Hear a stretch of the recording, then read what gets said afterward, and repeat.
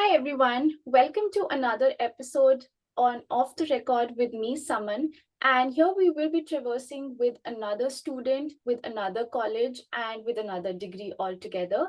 So today we'll be talking about the MS course in cybersecurity from University of Maryland, and we have Jainam here with us, who would be walking us through his experience. He came in the fall of 2022 and he is getting graduated soon in another week, so that's like the best thing here that we would be celebrating with him. And before we head down more into the questions and everything, Jainam, why don't you introduce yourself? Where are you currently situated? Where do you come from? Like which country and place, and what course are you doing? Sure, absolutely. Thank you so much, Saman.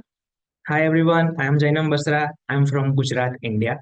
I completed my undergraduate in the year 2020 in the field of information technology. Then I worked for 2 years as a security analyst, in which I used to perform penetration testing and vulnerability assessment on various web applications, mobile applications, and network-based applications. And after that, I thought that I would definitely need to learn more and explore more in the field of cybersecurity. And that is when I applied for a master's in the year 2022. Then I got admitted into the University of Maryland, Baltimore County. And yeah, as you said, next week I'll be graduating. That's amazing. And congratulations again. It's like a big win finally. I know like it's been 2 years and Right. studying and obviously taking a break after the undergrad when you go to the corporate and then again to the school, it's difficult, but it's a big Absolutely. win. So congratulations for all your hard work. And Thank you. we have more pictures like seeing on your LinkedIn profile on your graduation ceremony. So Sure. that's amazing. So we'll start with the basic things like you would have applied to tons or multiple colleges here in the United States. And how did University of Maryland stood out among all of the choices? What was the focus area that let you come here and do your master's? Sure. Absolutely. I would start with definitely why cybersecurity. It's very interesting story.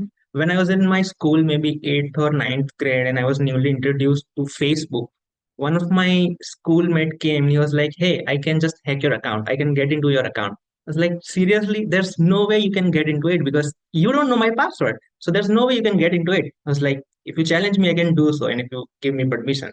It's like, "Okay, sure, go ahead." And he just did it in one day. So I was amazed. I was like, wow, how did you did it? And then he taught me the method. And that's when I got much interested into cybersecurity. I just started digging more into cybersecurity, learning about social engineering techniques, learning about how to craft a phishing page and all. And that is where I thought that, okay, this is the area I'll be making my career in it. So after my completion of school, I opt for information technology with specialization in cybersecurity. And then again, I interned in a company where I get to learn about penetration testing, where I was introduced about OWASP top 10 and also methodologies and the whole area of cybersecurity. And that is how I landed into cybersecurity. Now, coming to why this college, so I was very much focused that this is the specific area in which I wanted to go. So then I researched multiple universities on the internet, on the Google, and then I found out that majority of universities are having, let's say, masters in information systems or say computer science programs, and then with a focus on cybersecurity. But I just wanted to go masters in cybersecurity where UMBC stood out. Also, another part is that faculties are completely full-time working faculties. So their day-to job is they do 9 to 5 working in corporate job, and then from 7 to 9 they take our lectures, which also appealed me more because that is what something which will keep me updated into the current industry trends. Totally agree to that point, and that's like a fair point because I did my master's in information systems, specialization in cybersecurity, and yours being master's in cybersecurity. So it's like drilling down more towards just cybersecurity because I did couple of subjects uh, from like an information systems aspect as well. obviously Right. having cyber subjects as well. And the second point being, yeah, I had a lot of professors in my second semester where, they were working with government institutions, or they were working with corporate, like private organizations. And yeah, they were teaching us, and then they were telling us, okay, this happened. Okay, I can't disclose much, but this is one thing. And a lot of other things. For example, during my time, a lot of versioning of NIST came out, and that's Right. how they were telling us, okay, how the revision happens, how we're doing it, and stuff like that. So that's like the best thing, and obviously it helps up with their connects as well. So that's Sure. like a fair point, and I've heard a lot about University of Maryland. um what was your aspect towards the safety and all, sort of like when we look up a college, we also look up the place as well, like the city. So how did you perceive it? Since 2 years you have been here, so how was it for you? The city is quite good. The city is quite good, calm enough, because everyone says that Maryland has high crime rate. It's very unsafe. It's very dangerous. But it's dangerous if you go at certain amount of time, or at certain places in downtown, or if you visit places that are prohibited. You should not visit. Other than that, if I say I stay just 1 mile from the university, and from the day one up to till now, we do have shuttle every 20 minutes, which takes us to the university. But I take a walk to the university. It's just 1 mile, and it's completely safe. So it's very much good.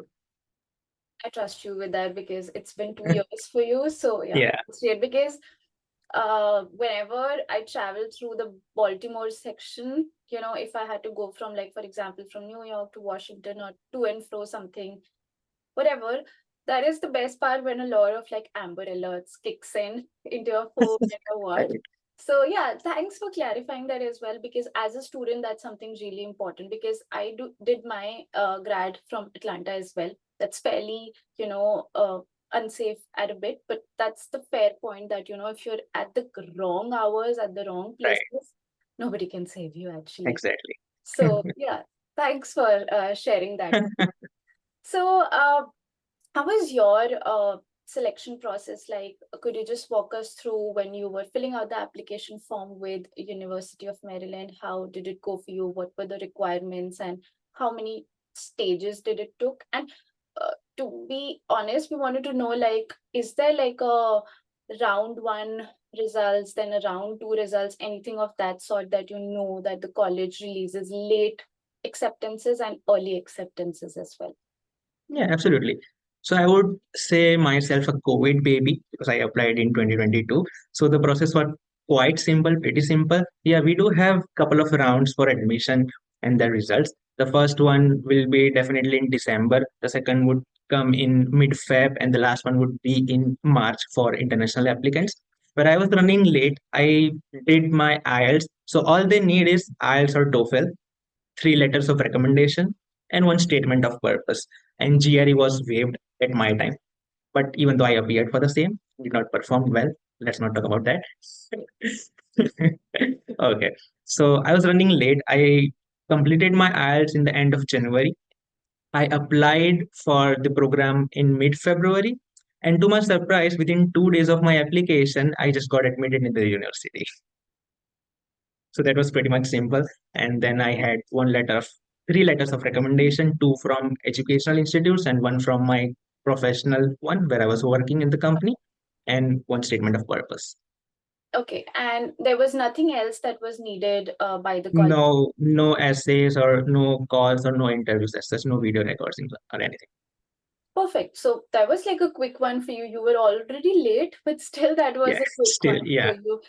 right. Okay, great. So as part of the process, like we've sat with a couple of more students from different colleges where they do have a mention of either scholarship or any sort of aid that the college provides. Anything, did you apply through the application process, or did you do it separately by going through the website? Anything on the scholarship front, or anything that can help you get a part-time on the campus? Sure. So part-time is one thing getting on the campus. And for scholarship, to be very honest, our department cybersecurity was relatively new compared to other departments in the university. So our program is not called the regular MS program. Now it will be converted into MS program, but earlier it was called Master of Professional Studies, which was MPS program. And so our department did not had any kind of scholarships in it. We did not used to have TA, we did not used to have RA. However, when I came here and from my first day of university, as any other student did, I started emailing professors of other departments that, hey, I'm looking for this and that, and I have this qualities and I have this. Please look at my resume and all. Luckily, on the first day of my semester, our director sent an email out to our department, to all our students, that we have some kind of sponsorship available, and just reply me with your resumes if you're interested for some kind of work. I already had my resume ready. I immediately replied him within a minute, and I just got selected for RA position on the first Perfect. day of my semester. That's like the second lucky situation. But yeah, Yeah, it's also your you're being proactive, that you were all the time over the email, the communications. right. You were ready with your resume as well. Absolutely. It got selected. So that did fetch you any scholarship or any sort of way, like any sort of your tuition, part of your tuition fees was Right. waived for that? So that did not help me in getting any sort of tuition remission, but however, that helped me a lot financially That's because great. the pay scale was quite high compared to any other on-campus job. Yeah, And it was same like 20 hours per week. it was same like 20 hours per week And you were working in, like under a professor and performing a under research. my director itself. Yeah, director of the program itself. Perfect, perfect. So there would have been a lot of learning, and also that fetched you money as well. So if not scholarship, this is one way. So Absolutely. are there any, like you said, now it's getting converted into MS now. So do you like speculate that there would be any sort of scholarship for international students going forward? Absolutely. In upcoming semesters, there are gonna be a lot of scholarships available. Are you happy with that? Yeah, good for other students. Yeah, I Yeah, mean, I why think not? there's just a pinch in your heart that did not happen for us. However, I get my work done, so like I'm fine. Yeah, it's either way, if you are Yeah, not getting the tuition fees waived off, but you're still getting somehow from the RA, uh, exactly. that's the thing. So a very funny question, a very quick one as well. Like why, like you said, your inclination towards cybersecurity, then the Maryland University, then why that inclination towards the United States of America and not to any other foreign country? What was your pick there? Sure. So after working in India for 2 years, I was like, I'm kind of person who enjoys technical stuff. I love doing ethical hacking. But on the other side, I'm also like, I need to talk to someone. I cannot just sit idle for hours and hours and do my work. It's like, okay, I want to climb that corporate ladder. I want to be a manager kind of thing. So it's like, okay, if I spend being technical so many years, after a couple of years, I'll be promoted to senior security engineer, let's say. Then after a couple of years, I might promoted to team lead and then manager. I might that will be the time of taking pension, I guess. So I was like, okay. I was like, okay, let's do masters. So if I might land a senior role, like okay, now what to do? So I was thinking to do masters in India itself, but then in India, doing after masters is like you're completely focused to academic research only. So people doing masters in India are completely focused in academics only. I didn't want to write a paper or publish a journal or write a book of my own. I wanted to be in the field. So like, okay, what's the other way of doing it? So I thought of doing MBA, which every engineer thoughts of doing it. I was like, Did you okay, also give a cat? no, I didn't. I just thought Better. of doing MBA. I Then, cleared the exam as well. oh wow, great. Then on the other side, I was also very much active in doing bug bounties on different platforms like Bugcrowd, HackerOne, Integrity. And also, I was part of Trace Lab. Now, Trace Lab is a kind of non-profit organization which helps in family reunion, which collabs with the government and allows our people to help find missing people on the planet with the help of internet. So those who know how to leverage Google Docs and all such stuff. As part of that, I was taking part in the CTFs and all, and I learned a lot. It was like, okay, where's Trace Lab located? It's in the States. If I see all the summits happening, Black Hat, again USA. If I follow any influencer from background, let's say James Keeter or let's say Jason Haddix, where are they located? Again, USA. It's like, okay, this is a place I want to go and learn more. Fair point, actually, that's a fair point. And I see everyone and anyone is here. Obviously, they spread across to different states here, but the level of opportunity that you get here, the level of exposure that you get here is fairly a lot as compared to other countries as well. And here, I know with the current job market, it's a little difficult to support it, but somehow uh, how things were, it was very easy for people to transition. And because there were a lot of opportunities in cybersecurity, and it was that welcoming area that now if you see and go back, like we do have a couple of influencers who were into media communications and now into bug bounty. So Right, like I know because Farah is in Meta and she was into correct, mass media and then she came here. And there was, it just looked smooth for us, but obviously she would have given up a lot. But things were easier, the transition phase, and understanding it. And once you said bug bounty, that was the first name that came into my head. So everyone's like spread across everywhere, and with organization situated here, because we have maximum organization, like all of them actually, correct. who are headquartered here, and Yeah, everything works from here. Like if you want to see where Mark lives, it's the US. Where other CEOs lives, it's just the US. So everything absolutely. works from here. So that I understand. It's for sure why it's said the land of opportunities, because everyone's here itself. So Right, fair point. Uh, that was, I could see like University of Maryland had a very quick exposure on your end in terms of selection, in terms of getting the RA. So how was your visa process like? I know fall 2022, I know that was the worst time to get a visa appointment. How did it go for you? absolutely, absolutely. So visa process again. So when I got admission into the university, now there are lot of documentation you need to go through. You need to prepare. You need to have. So I have opted for student loan. So you need to go through the loan process. You need to go for financial documents. We're not getting slots at that time. I was working in the company at that time, and I have joined n number of Telegram groups in which people used to say that yeah, slots are available now, slots are available now. And the thing is, the government restricted your access to the website for just 3 attempts. It was like every time you see on Telegram that slots are available, you go and your account gets locked. Like, okay, I don't know. Up until July, mid July, I didn't got my appointment. And all of a sudden, one day I was taking a workshop on bug bounties in my company itself for interns. And in the break, I was like, okay, let's just try it one more time. Let's see what happens because I was on a notice period. And I even asked my boss that if this didn't work out, I'll continue again in the office. I was like, okay, I understand that because I thought I might need to defer it up to spring or next fall semester. I was like, okay, I'm fine with it. I understand.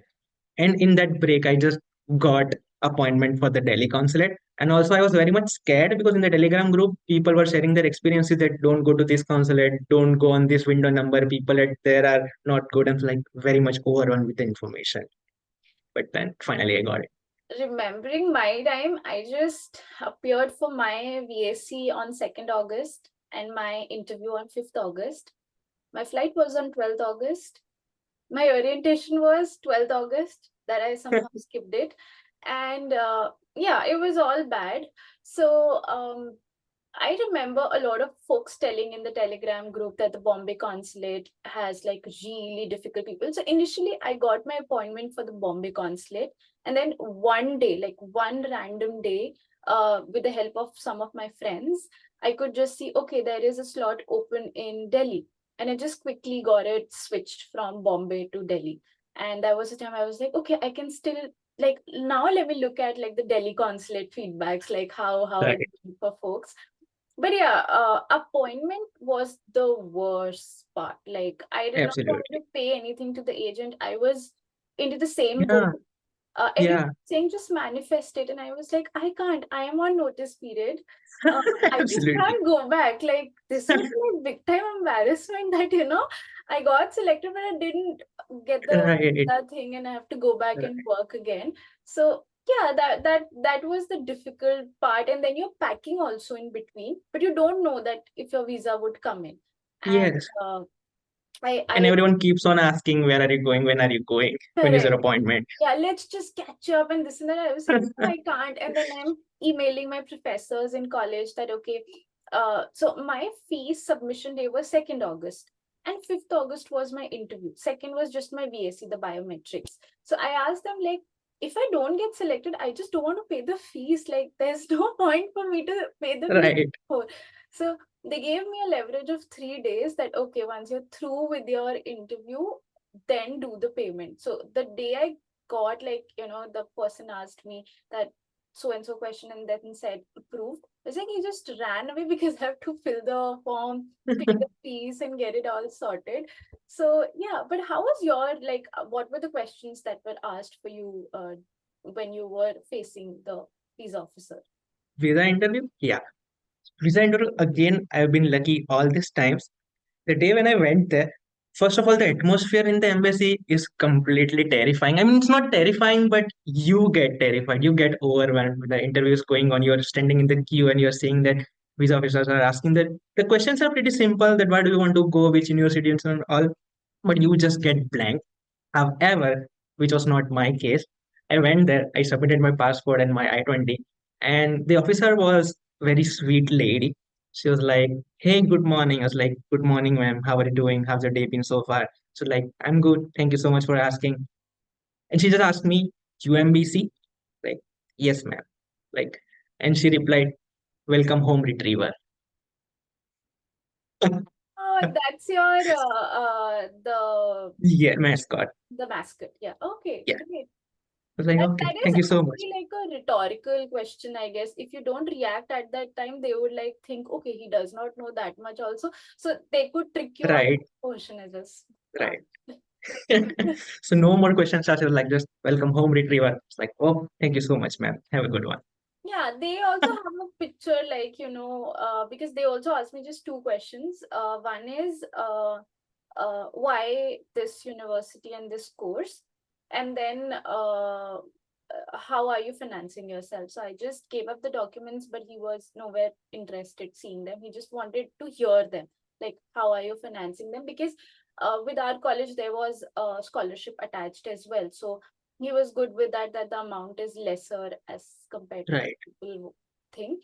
But yeah, and yeah, he just asked two questions. But before me, there was a guy whose visa got rejected because of some discrepancies in his DS 160. And he lied about it. And then the officer got really angry. And I was just looking left and right that can somebody please change my window number? Can I just join a different line Right. altogether? Because he was furious and I was scared that what if that thing comes up on me? But when I went there, it was all sweet, nice, smiling, and asking me two questions. And I just ran away after that when he said that you'll get your passport in whatever mediums you have requested. And yeah, but that's the worst part because the what you said, the environment is very terrifying. Right. Everyone's like suited and everyone's like with Absolutely. documents. There are people who are for B1 B2 visa, there are people for renewal, they're F1 folks. And I doubted myself that whether I'm underdressed or overdressed or whether I'm in proper attire to be called student or not. I agree. And then the lines are like from outside the lines get started Yeah, and they check you as if like where are you going, on what mission are you going inside, and there's correct. no phone, you can't like do anything. And yeah, The it's parents are eagerly waiting out there. yeah, and then it's just more of like when you come out you just sign them, okay, it's done, whatever. But there were Correct. folks who came out sad, like did not get approved for them. So yeah, that's the difficult portion of visa, but yeah, that's a fun part as well. Okay, so cut to the chase.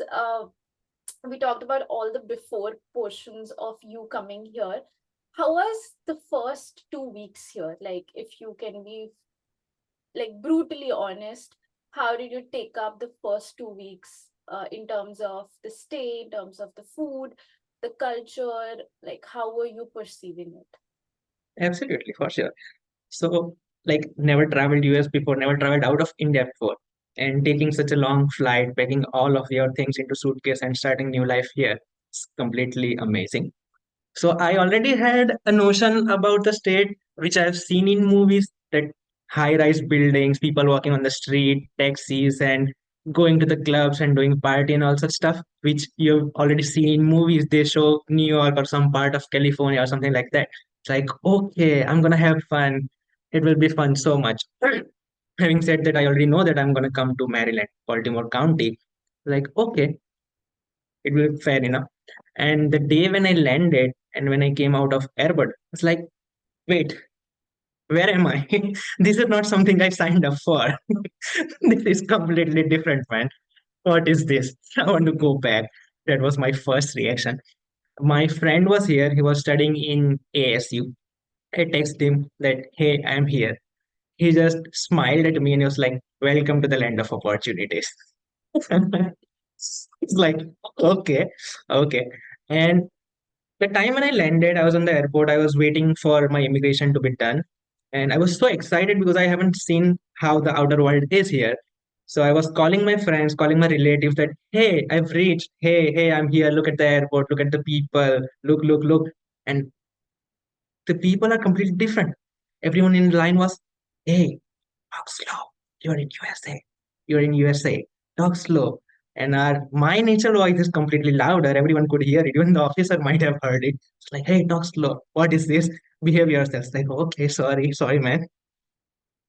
It's completely different. And yeah, so the marketplace is currently accessible from my place, just 1 minute walk. So the day when I came here, I didn't do anything. I landed at 4:30 and I reached home by 8. So I was not jet lagged at all. I just had some dinner and slept. So the next day I was about to go to the tour for university with one of my friend, and I was wearing shorts because I haven't unpacked anything. And I asked him that, hey, is it fine if I come in shorts to the university? I was like, it's completely fine if even if you remove all of your clothes. Like what? It's like, yeah, welcome to the States. So I find it completely different. When I went to the supermarket, things were completely different, overwhelmed with so many products. Like one tomato ketchup, there are 100 types of tomato ketchup. Like which one to pick, which one to not, and things are even the fruits and everything are so much big in size. It's like wow, just wow. Yeah, and the first couple of days are just the overwhelming times. I haven't as well moved anywhere apart from Delhi and then my hometown, nowhere else that I've gone or internationally, so there was no option at all.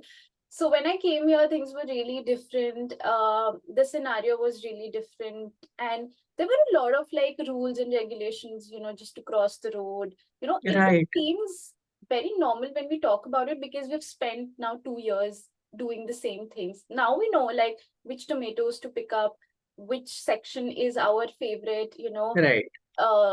snack items and anything. So we've done that, been through that time. I've still stood there, converted dollar into INR, and then thought of like which is like the lowest one. Let's just try with that. So done that, and it just gives you a sense of independence that now if you want to eat one time of meal, it's you have to prepare. So I just want to ask you, like, did you know cooking or did you learn before coming here? Well, absolutely. I'm very much fond of cooking, so I can cook everything I know or everything you name it, and I can cook it. So that was not That's the hard part for me. That's amazing. I did not know how to cook. When I came into the college, my roommate was really generous enough to cook me all sorts of Indian delicacies, and I used to have it. But yeah, it's the job, like while searching for the job, and then after I shifted here, it's when I started cooking, and now I Okay. fairly like it. Like I would not say in your way that I love it, like, but still I like it. So I Right. still not reached that love it section, but yeah, that's like the another portion where there are overwhelming scenarios just to buy a gallon of milk. Yeah, It's different as compared to India. Like I don't know about other countries, but with India it's different that we get like the smaller sections of it, but here it's like big yeah. bottle of it. So couple of things that I was also overwhelmed, but I agree, like your first couple of days would have gone into opening an account and getting all your documentation sent, like what all things that you have done along with your group, like your friend circle. Yes, definitely. So we were very much used to with the nightlife kind of thing in India, and I landed in Baltimore County.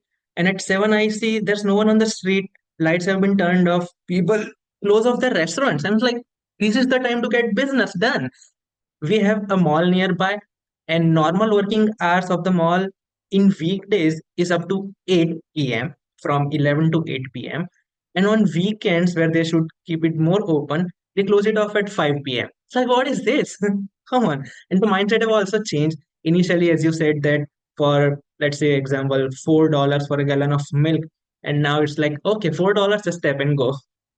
That kind of thing have also changed. Yeah, because Yeah, eventually you get into that habit that first you were converting it into INR. Now you're just sticking to that currency that correct. $4 is four in dollars. Like Right. you just don't go back. Like once you start earning, get into that phase, you'll stop sticking to these four, five, six. But during the student life, it was a lot. Absolutely. It was a lot that But that created a trouble where during my recent trip to India because I was then converting it into dollars. So even if like 500 rupees, 700 rupees, okay, these are this many dollars, I can afford it. Yeah, like the opposite is fairly easy. Like Yeah, if it goes above like 10,000 INR as well, you're still okay with that because it's still not touching $100. right. So, you're still under that and you can still do a lot of things. So Do that it. was one thing that I was really amazed about. And then when I did my university tour, what I saw in American shows, I was actually able to feel that, like, Right. and that too, I did my undergrad from a girls' college. So this was my first exposure to a co-ed college, and that too in the States. So it was altogether different. And, you go to a specific place, submit your documents, and then take a tour, see the library, stuff like that. But then your classes are held at a different location and all of those things, and getting a bank account open, getting a credit card, you get to know people don't use debit cards here, they only use Yeah, credit. There's no OTP here. So a lot of things to get used to. Now, I also think if they send OTPs, it would take 2, 3 extra seconds. But yeah, yeah, that is a necessity. Yeah, I would sure. still stick to it. I still remember we did have like a good debate in our class, in one of our class, on a major news thing where we were talking about this thing, and I could just see everyone was so much opposing on that fact that OTP would just snatch our convenience of getting things quickly, because Right. everything here is like tap and go. But it's dangerous, like tap and it's gone. It's Absolutely. so that was the thing. Anything else that you want to add on? Yeah, sure. I mean, you remember the section in IELTS or say TOEFL where you have listening section and in which there we used to listen conversation between two people or say a group where they explain the map of the university. At Yeah. that time, I was like, why do we need this? You just go and ask them, or you can simply Google it. But after coming it here, I was like, okay, you need a map. I'm the person who keep map of my university in my phone now. Yeah, I do as well, because for my university as well, it was not a one stop shop. It was spread Correct. across different Yeah, areas, and just not downtown, it's somewhere else as well. So you need to know like where are the places. things absolutely.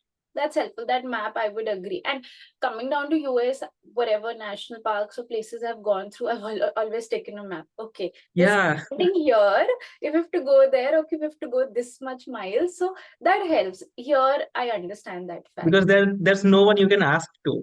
In India, it will be like just go straight, take left, and after reaching there, ask someone. Yes, there's no ask someone. Now, what about like the food in or around the college or where you live or in the city itself? Food, as in, I'm pure vegetarian. I Okay. don't even eat eggs. So it would have been Was it difficult if difficult for you? I didn't know cooking. However, I know this stuff. It's been easy for me. Yeah. But Still, I have when you go out, explored. Yeah, when you go different out, like American what I've, cuisines. because I'm also vegetarian, like I'm allergic to eggs and I don't consume non-veg. So uh when I came here, I somehow had to have chicken because my inclination was towards like to save up more money, because what I saw was vegetarian meals were fairly expensive. Like the vegan side was fairly expensive as compared to the non-veg platters. So how was it for you? Yeah, absolutely. So I haven't tried much non-veg I haven't tried at all non-veg platters, but I've definitely explored different veg restaurants and I find it quite expensive. And every time when I go there, a typical Indian stuff I do is like, okay, I can make this in this many dollars at home. So just come at my place and I'll make it for you. But was the like the Indian grocery store and everything accessible? Do they had everything in the city and that could be used as raw materials for your cooking? Yes, absolutely. We have Hotel Brothers nearby Oh, at perfect. our place. It's just 10 minutes drive from my place. And we do have university shuttles, which takes us there for the students. So yeah, no So worries on that part as well. just to get an understanding, the shuttle is free of cost for the students. Absolutely. And then they take you like to different stops. It could be either universities or any other places, and then you can just get off, get things done, and then get on the same shuttle and come back. Correct, correct. We have five different routes Mhm. in which majority they have selected the routes in which international students live. So we have five different routes and constantly at every 20 or 30 minutes there's one shuttle running in that particular route. So I live in one route, Patel Brothers is in another route. So what I used to do is I take a bus from my place, come to the university, which acts like a junction, and then I take another shuttle and go to the Patel stop and come back. Oh, perfect. That's I guess that's fair. Like we do not have such facility back in our college. We have to actually take the trains and go to the places, or maybe ride with someone like who had a car, Right. maybe take a cab together. So that's like a fair thing, that it's easier for you and it's free as well for you. That travel time is cut short. Yes. Okay. So apart from your curriculum, what were the other activities in terms of your university, societies or student groups that you were part of? Any events or any, um, sort of any competitions or any societies that you were part of for the past 2 years in terms of community experience? Sure. So I've been part of theater group, music community. So I've tried doing stand up comedy or say improv comedy. I also play flute and I've started learning violin as well. So I'm taking private violin lessons in the music community and so I've made several friends here as well. Again, I'm more into fitness as well. So I've been doing gym. I'm into weightlifting club and running club as well. And recently I've just started doing swimming. That's a lot. Like that's a lot, and it's something really good that you're working on yourself, learning new things, and Yes. but anything related to like any sort of student groups where you were part of any learning groups or more of like uh regarding that. Yeah, we used to have our hackers meetup, which I'm part of it. Hackers meetup. We used to meet every week. Once every week, we used to have meeting for let's say 2 or 3 hours, where we used to invite different guests or say professionals from the industry, where they used to come and share their knowledge, and people can reach out to them for further exploration and all. And also, I have participated in international CTF, which is organized by USA. Last year it was there in Japan. I was qualified for that, but I didn't went there somehow to Japan. But yeah, I've been part of Hackers Meetup.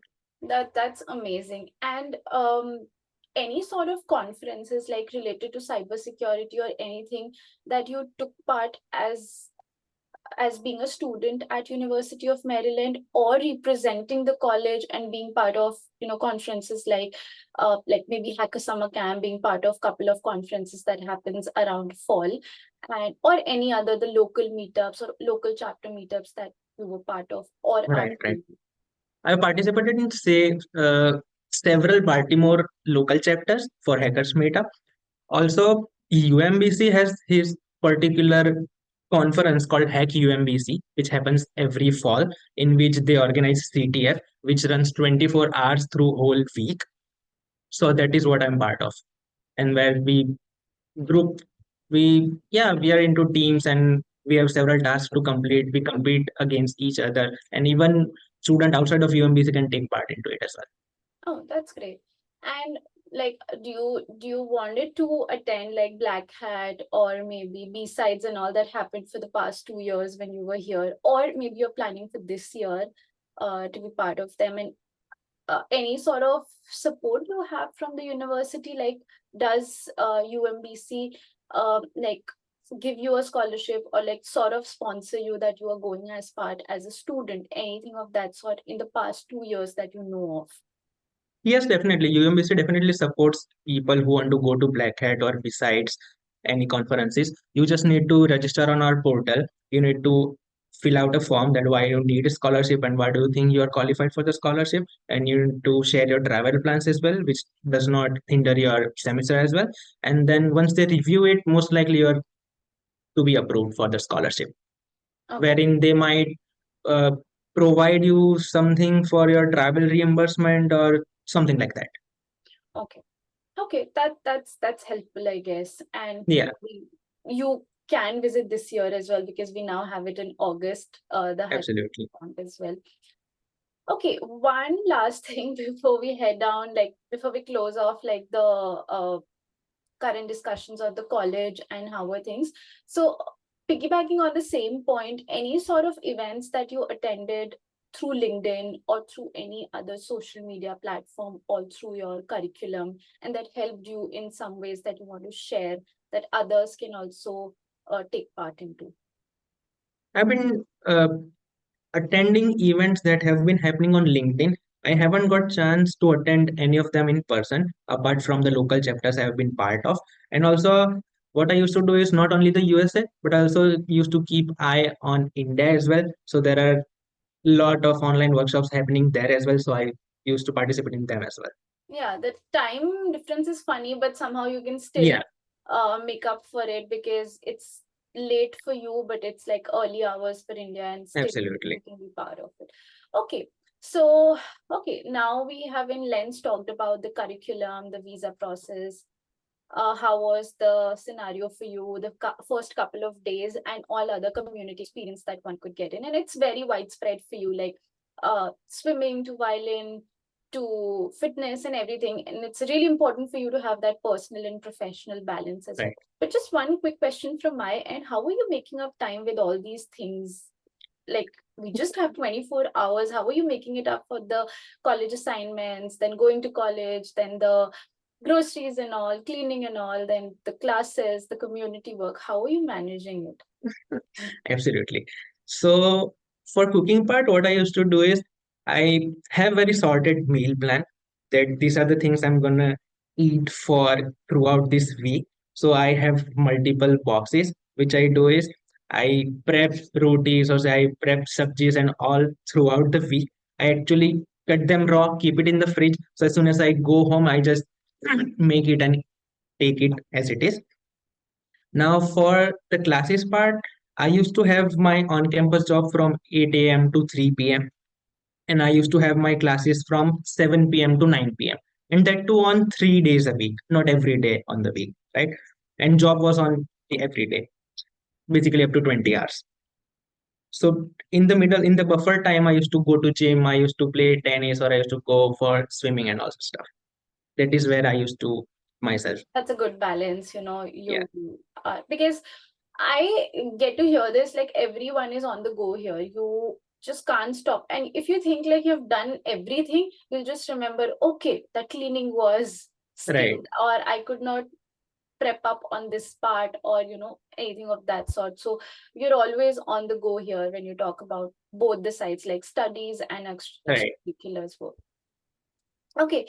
So, how was your job experience? I know since 2022, since we landed up here, the job market is really thin, and it has worsened with the months that we've gone through. So, how is it going on for you?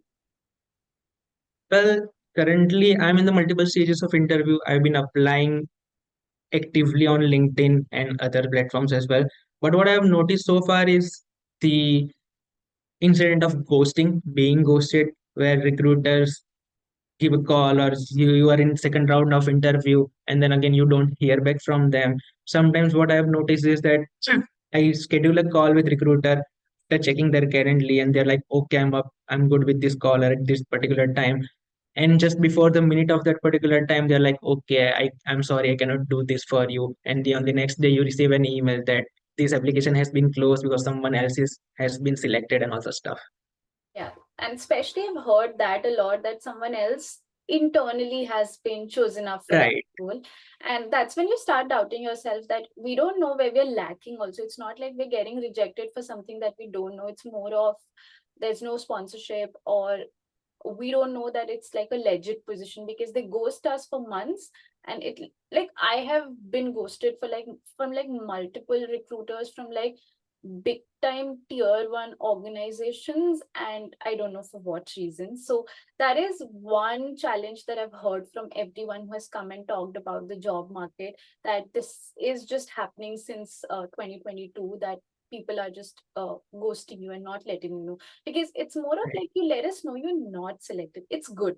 If you're lingering Yeah, us, somehow psychologically it gets into our head that we are selected, maybe they're just taking time.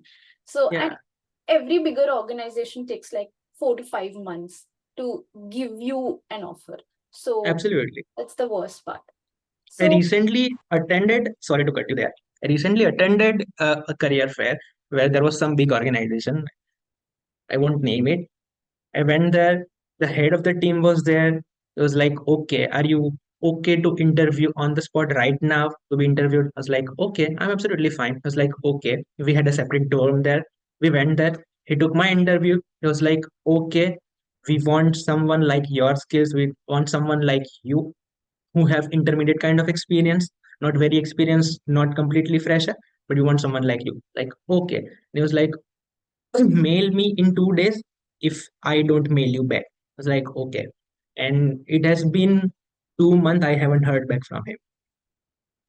I know, and at a point we just feel embarrassed of asking them that Right, what is the update. And I am just not talking about, smaller local organization. They're like big, full-fledged organization, like they have their names in everybody's right, house, but still somehow they don't. And that's the worst part, that we have all seen it, and obviously couple of us are seeing it as well. And it's really difficult to land up that job being international, because we do look up for a job that gives us sponsorship. That's the most important one. But at a point I was also bent down to go for the one which does not gives a sponsorship. At least I get one and do not hit my unemployment law. right, right. So that's another thing. But we can just have a moment here to ask you, what are couple of rules that you're looking out for, like rigorously applying to, and what are the skills supportive of that, so that anyone who is listening to this podcast right now, who is recruiting or know whoever is recruiting, could actually reach out to you. Yeah, perfect. My forte lies in penetration testing, whether be it web application or mobile application or network-based application. For mobile, I would go for Android and iOS only. iOS I've been learning since few days, but not much into it. But Android, I'm good with it. So I'm looking for security analyst or penetration tester kind of role, vulnerability assessment kind of stuff. And yeah, and obviously you do have 2 years of work ex. You did have worked under the director of your program as an Right, RE. You have a lot of experience there as well. And plus the 2 year classroom knowledge, where you have worked on real-time projects, real-time analysis, that is just like an added, like a cherry on the top. And obviously you're a master's student now, so you have both the degrees plus experience. So I would really want to request everyone, whoever is listening, kindly reach out to Jainam. We'll have his LinkedIn ID in the description. Probably there we can start up and help him if there are any sort of roles that you know of in your org, or somebody who is hiring. So that would really help them. So with that being said, one thing on the job thing before we just head on to the closing section is, with the current job market, because it's really tricky, it's really thin, not a lot of job you're getting. is there any sort of university aid, university help or support you're getting in terms of, any role that they could give you as part of, being employed at the university, or being working under a professor or anything of that sort? Yeah, so as I've already worked under my director of the program, I have mailed him, I have mailed couple of other professors as well, in which I feel their research work is really good and in which I am particularly interested and I wanted to learn more. They are definitely ready to help me even if I graduate and if I want to continue with their research program. So that is helpful as well. So, like UMBC professors and UMBC professors. and how supportive is the alumni group in those sense, that have you been connecting to anyone from the alumni group? All right. So alumni group, I would say they are very much supporting. But having said that, you're in the field of cybersecurity where most of the work is done in the federal sector, and for that you need to have clearance. That is the one obstacle which I'm facing currently. Other than that, alumni group is very much supporting. That's amazing. That's amazing. Yeah, I understand with federal, you do have to have clearance. And even for Right. a lot of, like I did apply for a lot of organizations where the project were for the government and Right. you needed some sort of clearance or anything of that sort. And because of that, a lot of positions, like the initial call with the recruiter, it's just 2 minutes and okay, bye. Thank you so much. We can, Right. if there are any such positions that do not require clearance. So that's one trick there as well, that being on F1 and then to starting with OPT, that's a challenge there. Initially, I was hesitant to ask to a recruiter that whether you will be able to sponsor me or not. But nowadays, in screening call, even I just go and ask that, listen, we can continue if you can sponsor me. Like, okay, fine. After like 5, 6 calls, you just become shameless. Hello, is there a Yeah, slot? I also don't want to like waste my time talking to you correct. 10 minutes, because it's like you tell them everything, this, Yeah, this, and then yeah. there's sponsorship. Okay, bye. So So after an hour and long of call, they ask you that question. Initially, I just begin with that question only now. that's fair. I get it. With time, I also started that question as first, that there's no other medium. But yeah, heading to the end now. We talked about a lot of different things, and it was really helpful to whoever would want to come to UMBC this year, next year, at any time. And you being the integral point of contact through this podcast on ITSP Magazine, that you can help those folks. You are helping though with your community work that you're doing. That's really commendable. But at the end, just one question. I wanted to put you up again on the spotlight, that uh, one or multiple advices that you wanted to share here with your experience being a student now, heading to the alumni group of UMBC. Do you want to give it out to the incoming students as well? Yeah, sure. One thing what I've learned here is that if you are honest and if you ask what you want, you'll definitely get it. Because the things in India, or say it might be different. Because in India, what people do is they want something else, they ask for something else. They have things in their mind. Here, you just name it, and it will be pretty much clear, pretty much simple for you. If you want some scholarship, teachers won't come and give you. You need to ask them. If you need an opportunity, you just don't wait for it, go and ask for it. That will make it simple. Speaking up is really important here, Yeah, and eventually, that classroom raising hands and then emailing those things really would work there, really because works. Yeah, few things for me also worked out for me to speak up and talk about those things, putting your front that people can understand it, because obviously you are sitting around a very diverse group, and it's very important for you to put up your thoughts or your solutions or your request for that. right. And somehow people are helpful here if it's in their reach. They are. Absolutely. So Absolutely. Absolutely. that's like well said. And there was a great 1 hour that we sat and discussed about a lot of things. I hope it's helpful to a lot of folks. And yes, we'll have all of your handles in the description so that people could reach you out. People could fill up your inboxes with questions and others that we couldn't discuss out here. But thank you so much for being on ITSP Magazine and sharing your experiences. My pleasure. Thank you so much, Saman. Thank you so much, everyone, and we'll be back again with another episode. Bye. Bye bye.